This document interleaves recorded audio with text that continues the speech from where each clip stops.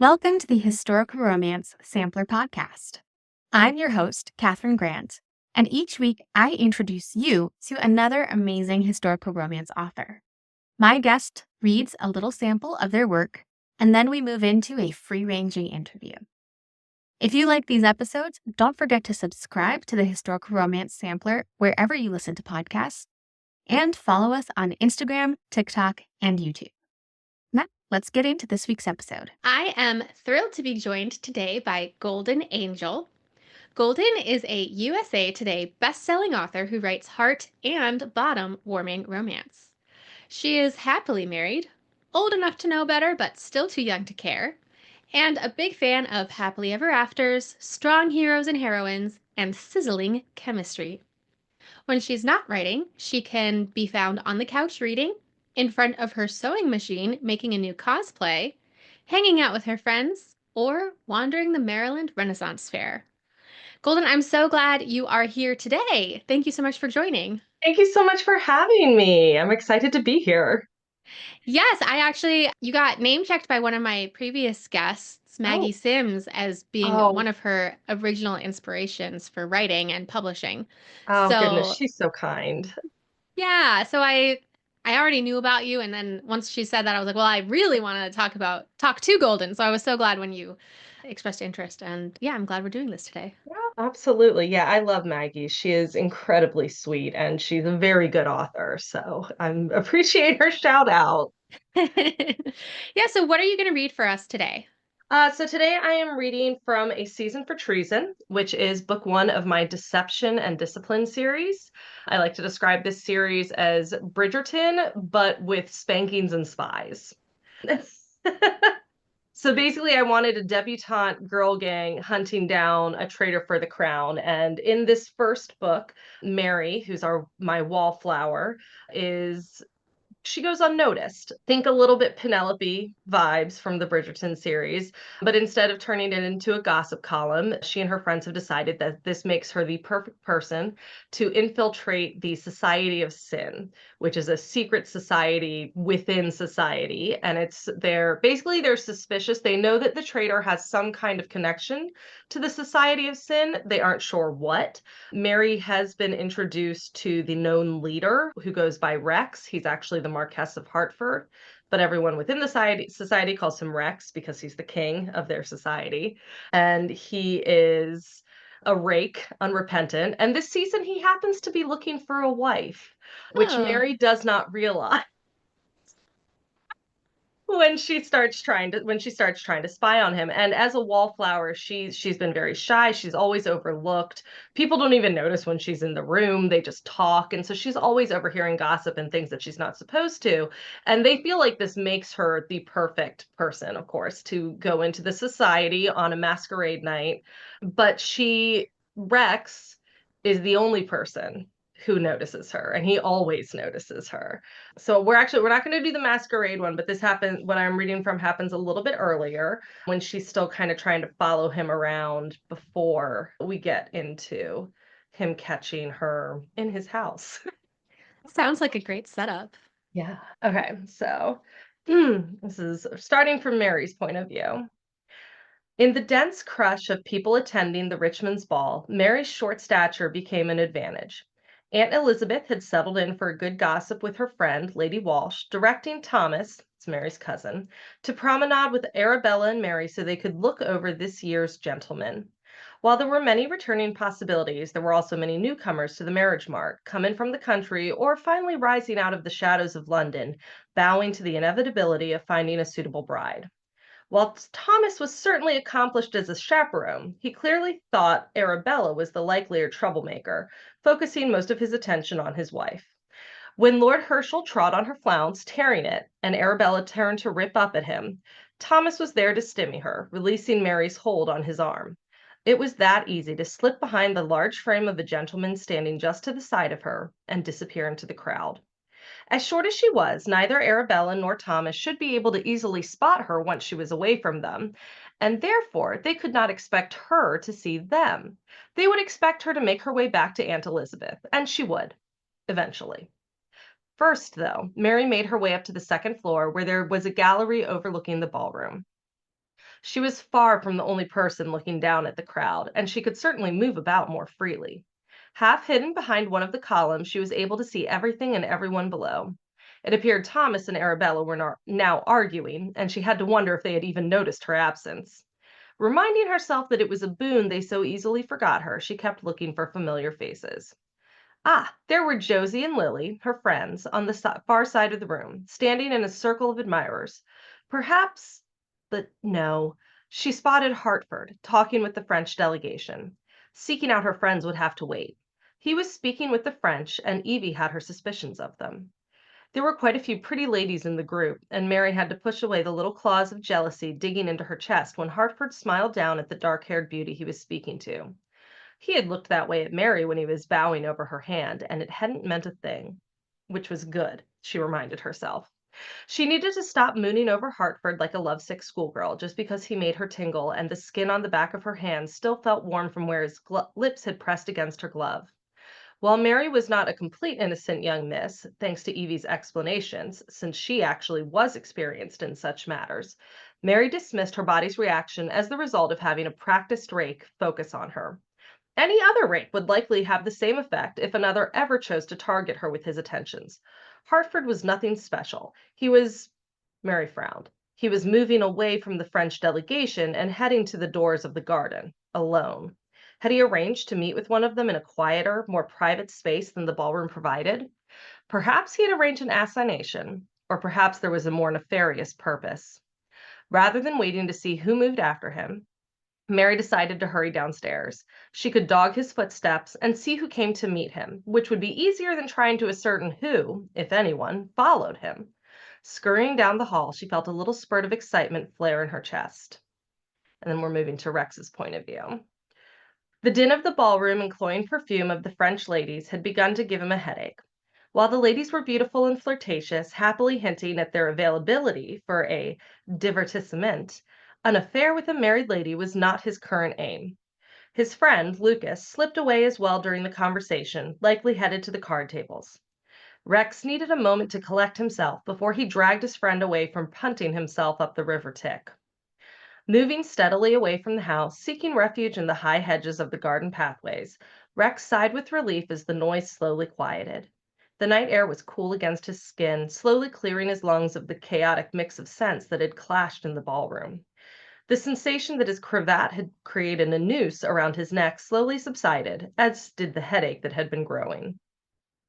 Ton balls were certainly not his preferred form of entertainment, and his reason for attending had only added to his discontent. Slowing his stride, taking the time to look at some of the flowers under the moonlight, and admitting to himself he was only doing so to delay his return to the ball, he became aware that he was being followed. At first, he thought it might be one of the French ladies looking for an assignation, but when he paused to examine a rose bush, so did his pursuer. A lady hoping for a tryst would hardly be so shy, but he did detect a sweep of pale skirts when he turned his head back as if looking over his shoulder. Very pale skirts. A debutante? Following a rake into a darkened garden? It was implausible, but very few ladies wore that pale a hue during the season. Intrigued, Rex wandered on, turning a corner with a suitably thick rhododendron for him to hide behind, waiting for the lady so he could see who she was. Any debutante with the audacity to follow him into the garden piqued his interest. As long as she was not a title or fortune hunter, hell, perhaps even if she was, there was no rule saying a young lady searching for a title or fortune would not make an entertaining and enjoyable wife. His eyebrows rose at the figure that appeared next to the rhododendron, hugging its branches as she looked about, trying to see where he had gone. It was Miss Wilson. Apparently, not as much a cipher as she had appeared next to her cousin. Perhaps he had been hasty in his judgment. "Hello there." His voice was a low purr as he emerged from the shadows of the bush, looming over her from a mere foot away. Her eyes widening, she stepped back, but she did not run, her head tipping back up to stare at him. "Looking for someone?" She blinked, rallied. Her chin came up with a stubborn feminine air. "Lord Hertford, I seem to have lost my way. My apologies for interrupting your evening." Rex took a step closer, tilting his head down. In the moonlight, it was hard to see whether she paled or blushed, but he saw the rising panic in her eyes. Despite that, she held her ground rather than retreating again, which only intrigued him more. Have you? He asked, standing close enough that the pale blue skirts of her dress brushed his shins. Have I? She repeated. She didn't seem to be able to look away. Rex leaned down, his lips moving closer and closer to hers, giving her ample time to run. Would she run, or would she let him kiss her? Lost your way. Her eyelashes fluttered against her cheeks, and then his lips were on hers. It started as a gentle kiss, a firm press of his lips against hers, but when she did not immediately jump back, Rex's own desires pushed him onward. His hands found her hips, holding her in place and pulling her lower body against his. Perhaps Miss Wilson had been hampered by her stuffy cousin's expectations and overshadowed by Arabella's exuberant confidence in the ballroom. But out here, in the darkness of the garden, she was revealing an adventurous and far more interesting side than he would have ever guessed. Running his tongue along the seam of her lips, he was gratified when she opened on a gasp. He ruthlessly deepened the kiss, his hand sliding to her back to cradle her against him. She met his tongue with her own, uncertainly at first, then with growing confidence, stirring his passions. Satisfaction and interest welled. Well, now, perhaps tonight was not a total loss. Ooh, what a wonderful setup and steamy conclusion, and I can only imagine the steam that follows. Oh, they're a lot of fun. It's very much a cat and mouse game between them because she's hunting him, thinking that he might know something about the traitor, and he's hunting her, thinking she might make a good wife. Yeah, that's really fun. That's a good opposition and Yes. thing to play with. I have a lot of questions for you, but first we're going to take a quick break for our sponsors. Do you love to find historical romance book deals? Or are you an author who would like to boost a new release or discount to readers who love historical romance? Historical Romance Book Deals was made for you. Historical Romance Book Deals is a daily newsletter that showcases free books, discounts, and new releases. It's great for readers to find new books and for authors to spread the word about their books. Authors, while HRBD grows their list, you can submit your books for free. Simply visit historicalromancebookdeals.com and use the coupon code HRBDFree. Hey, audiobook listeners! Have you checked out the official Historical Romance Sampler Season 1 playlist on Libro.fm? On the playlist, you'll find historical romances you heard here first that are available to listen to on Libro.fm. Plus, if you're not yet a Libro.fm subscriber, use code HISTORICAL to get extra credits in your first month. Head on over to the Historical Romance Sampler Linktree to learn more. Well, I am back with Golden Angel, who just read from A Season for Treason, which, by the way, is just such a fun title. Yeah, I love my alliterations. So, there are a couple of things from the specific sample that you read that I want to ask about. First of all, I love the concept that the series is following these debutantes who are spies, and that the wallflower, which is a perceived weakness, is actually her superpower. Can you talk about that theme a little bit? And do we see that for all the other debutantes as well? Absolutely. So basically, the idea behind this series, I had an idea for a lady spy, and I really wanted to write that. And it when I started really thinking about this series, I decided that my lady spy, she is the niece to the spy master for the crown. Her uncle and her cousins raised her, and they want her to be like a regular debutante, and she wants to be a spy. So she's constantly just kind of like butting into their business, basically, and they're always trying to keep her out of it. So when she finds out that a traitor has tried to assassinate the Duke of York, she and her cousins and uncle are, as usual, trying to keep her out of it. She gathers up her three best friends, who are all debutantes, takes the information that she has, and is basically like, "You're going to help me catch the traitor to the crown." So she's our general. Mary is the wallflower, so she's like the one who blends in, the one who overhears the gossip. Josie is the honeypot. She's the diamond of the first water. She's blonde, she's beautiful, she's bubbly. Everyone assumes she has no brains. And also, when you need a distraction, she's perfect for that because she walks into a room and everybody's eyes go straight to her. And then Lily is my blue stocking. She's extremely intelligent, has very little patience for this whole season thing, and is really only there because Evie asked her to be. And she also has a lot of contacts on the continent. She does like pen pals. She loves to learn. She's constantly reading. And so she's got all sorts of different kinds of knowledge at her fingertips. And I think one of my favorite things is that I did Josie's story, which is the second book, is an oops, I married the wrong brother. So she's been in love with one of Evie's cousins for years, Joseph, but Joseph falls in love with this debutante named Miss Bliss.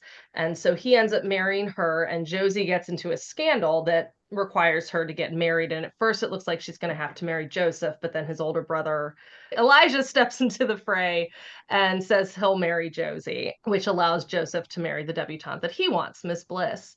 And poor Miss Bliss is kind of the typical debutante.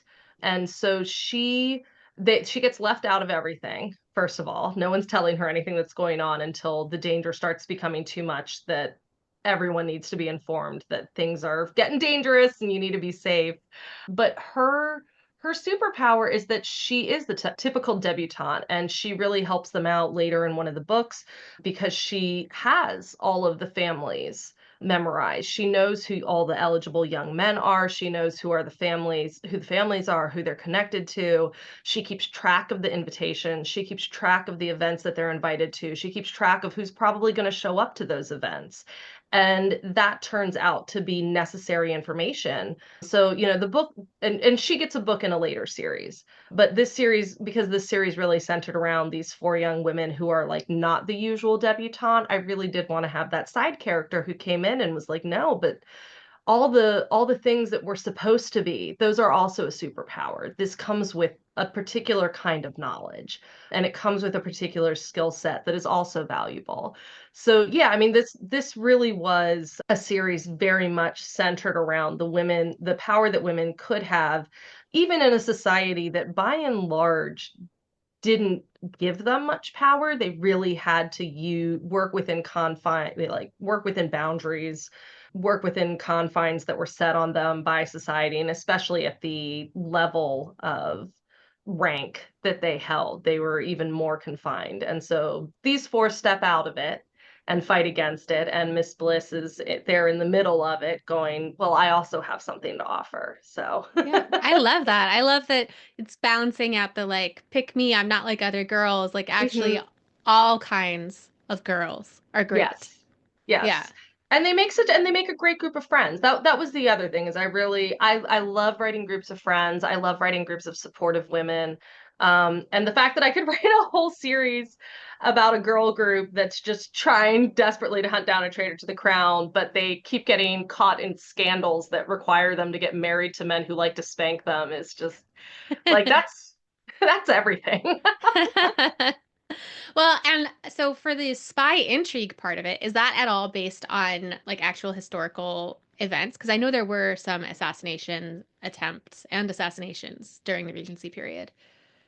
It is not at all based on any kind of, and I'm actually very careful. I don't put the date, like I don't put the year that any of this is happening. I try to keep context clues kind of as vague as possible. I'll mention things that have happened in the past. I'll mention inventions, stuff like that. And it some people ask me if it's Regency, some people ask me if it's Victorian. I always just say yes. I'm like, it's whatever you want it to be. In my head, personally, I do think it veers more towards Victorian, and you'll occasionally hear reference to the Queen, and you'll occasionally hear like one of the things that happens in this is that we do have Lily's book, the third one.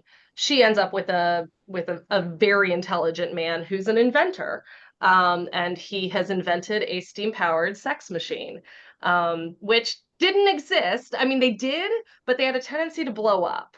So That's a little problematic. right. There was apparently like I spent a whole afternoon like researching, but with the technology of the time, there were some issues with like the boiler and the release of steam and having it in such a small All right, so tell me more about this research Yes. like journey. Is it is this stuff are there like museums or specific Oh yeah, there's research? there's museums, there's books, there's a lot of online articles. I mean, we have in several museums. I actually visited one in Amsterdam, of course, that was a museum of sex, and they had displays, and you can see a lot of pictures of displays of like the machine, not the machines, like, but the steam powered ones, but like actual machines that were used that were mostly hand crank because that's what didn't blow up. There's a variety of historical sex toys and articles about them. There's videos. There's a wonderful historian. She goes by Kinky History, and I know she's on both YouTube and TikTok, and she's just fabulous. She always has like really great videos on all sorts of like historical naughty things that I just adore. But yeah, I mean, I had heard of them, but I'd heard that steam powered sex machines were like a thing, and I was really excited about it. So I went to research them and found out that actually they weren't really a thing because they did tend to explode, and that was something that didn't seem to be overcome. So I decided that for my purposes, my hero was a very, very good inventor, and he figured out a way around it. Unfortunately, his designs and machine were lost to time, so that's why we don't have them today. Yeah, you never know what got lost to time. Because he kept it for personal use, Yeah. like, and then his children, when they inherited, were probably like, oh God, get rid of it. All right. Well, one thing I want to ask is, you write across a broad variety of romance subgenres: contemporary, paranormal, historical. When you write historical, what brings you back to it, and maybe what does it offer you that the other genres don't offer? So I actually wanted to major in history when I was in college for a little bit. I love history. I read history nonfiction books for fun. There are specific time periods that I get really invested in, and the Victorian time period was one of them, to a lesser extent Regency. But I read a ton, and I started once I found out that there was historical romance. I started reading a ton of that, and it kinda I have part of the reason I do genre hop so much is because I have trouble writing in the same world 2 books in a row. It's like I finish a book and stuff changes. I have outlines, I don't completely pants it, as we say, I usually have an outline, I have a plot, I know what's gonna happen, but as I'm writing, things change. So a lot of the time what I really need is after I finish a book in my contemporary series, while I'm writing that book, a lot of the time I'm thinking about the historical, which is the next thing I'll be writing. And then because when I finish that contemporary book, things will have changed, and I'm going to need to think through those changes and how that's going to change the next contemporary book. And so I'll do that while I'm writing my next historical. So basically, instead of taking like breaks to do all this thinking, I'm just working on something else that I've already thought about. And That's a that, really clever way to handle that. yeah, and the really nice thing about going back and forth between the contemporary and the historical is the way that it allows me, especially since I write kinky books, the way that it allows me to play with the power dynamics. My contemporaries, by necessity, are very consent driven. They are BDSM in that, there's safe words, there's explicit consent, there's clubs, there's, stuff like that. With my historicals, I get to play a little bit more with power dynamics in a way that I just don't get to with contemporary because of the time period. And in some ways, having those constraints around what the women can and can't do makes me be more creative because I can't just be like, oh yeah, and then she got on a horse astride and rode to where she wanted to go without a companion, like she's got to work around all these things, which makes it a little bit more challenging. It also makes it kind of fun because I don't have to follow the rules of explicit consent so much. Um, and what I approve of in real life is very different from what I approve of in fiction. But when I'm writing contemporary, it's almost like I'm writing more real life. And so I have a much bigger problem writing anything where the consent is a little bit more dubious, where the things some of my historical heroes would do if I put them in a contemporary, I'd be like, no, you cannot, not allowed, not in this day and age. But when I'm writing historical, for some reason, it's fine. because I know that like it's a different era, there are different expectations of the men. And so I'm able to kind of let go of my modern sensibilities of like, no, that's not okay, and just be like, and just enjoy the fantasy of Mhm. it. And that's really, I think, what keeps drawing me back to it. And I even there, like my historicals have gotten, I say, more consenty as I've gone along. My oldest series, which is the Domestic Discipline Quartet, it's very much like she does something naughty, she gets thrown over his knee. By the time we get to the Deception and Discipline series, it's much more, he's crooking his finger and saying, "Come here and put yourself over my knee." And actually, in the last book, Evie, my bossy lady spy, at one point he's giving her a spanking because she did something, and he says something to her, like asking her, "Well, why do you think you're getting the spanking?" And she looks at him. This is one of my favorite lines that I've ever written, which is why I can remember it. She looks at him and she goes, "I'm not letting you spank me because I think I deserve it. I'm letting you spank me because I like it." Oh, yeah, that's great. Yeah. And I was just like, it's so her. And I mean, all of my heroines enjoy their spankings to a degree, but in the first series that I ever wrote, they certainly don't know that the first time it happens to them. And there Yeah. are more like disciplinary, sorry, disciplinary spankings and stuff like that. And then by the time we get to Deception and Discipline, it's much more about like, you're being punished, but is it really a punishment? Like, Yeah. Yeah. All right. Well, I think it's time to play Love It or Leave It. All right. Love It or Leave It. Protagonists meet in the first 10% of the novel. I do love it when it takes too long for people to meet. It drives me a little nuts. And actually, I prefer it if the protagonists meet like several books before their book. Oh, okay. I love I like I that. like I like that real slow burn. Even when I write different series, but they're all set in the same worlds. Like my Deception and Discipline series, Mary and Rex actually appear in the series prior to that, which you don't have to read, if you don't want to. But they appear in like the third book of that series, and so I got to know them over a couple books before writing their book. So yeah, and then if I'm starting like my new series that I'm starting, where they didn't meet in previous books, I didn't have a setup for them. I still made it. My upcoming book is The Duke's Indecent Scandal, and the hero and heroine, it's a brother's best friend, because I wanted them to have met before the book even started. That is how Inter- wedded I am to that. I love that. Okay, Love It or Leave It. Dual point of view narration. Love it.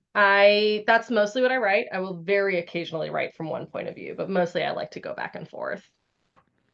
Love It or Leave It. Third person, past tense. It is almost exclusively what I write in. So I love it. Usually write something else. Sometimes I'll write first person. I usually write past tense. I have a few books, I think, where it was first person present, but there has to be a pretty good reason for it. Like my comfort zone is third person past. Yeah. Love It or Leave It. The third act breakup or dark moment. Mostly leave it. I have what I like to call gray moments. Oh. I don't really like breakups. It's usually some kind of hurdle that needs to be resolved. And, the dark moment isn't so much oh God, how can they ever get over this? But more, well, sometimes it is. But it tends to be more of like emotionally dark, in that they don't know how to get past this hurdle that has come up in front of them. But, one of the reasons I like to say that my books are like heart and bottom warming is because I do like a heavy emphasis on the heartwarming. I don't love angst. A little bit, you want to know that they're earning their happily ever after, but I prefer books where you feel really good while you're reading it. And it's like Hmm. you get to that moment and you're like, okay, this is hard. This is hard, but I believe they can make it through. So I don't really like a dark, dark moment, but a gray moment. If there's something that needs to be overcome, and if they can get their act together, they'll be able to do it, overcome it together. I like that. Okay. Love It or Leave It. Always end with an epilogue. Love it. I love epilogue. This is partly because my books are so connected, I think. I usually write the epilogue from the point of view of the characters of the next book.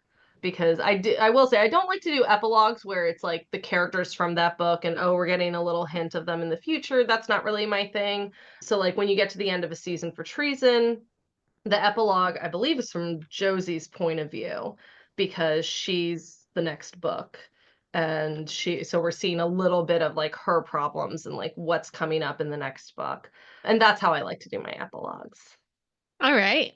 Love it or leave it. Always share research in the author's note. I love it when other authors do it. I actually rarely do it myself, mostly because, like I said, like I don't know where a lot of my knowledge comes from at this point because I've spent my entire life reading historical nonfiction for fun. So like if I'm just sitting there reading history books and like I'm watching things and I don't always write down, it's kind of just all in my head in a jumble. I rarely have to look things up at this point. And when I do, I'm usually just like looking online real quick to make sure that what I think is true is true. Like I'm just looking for confirmation. So for the most part, I don't put research with the exception of explaining in A Season for Smugglers that yes, I know that steam powered sex machines blow up and that they didn't actually work, and I don't care. I put it in the book anyway. And here's a link. Yes, that's like the one time that I'm like, yes, I did the research. I understand. I don't care. That was my author's note. I love it.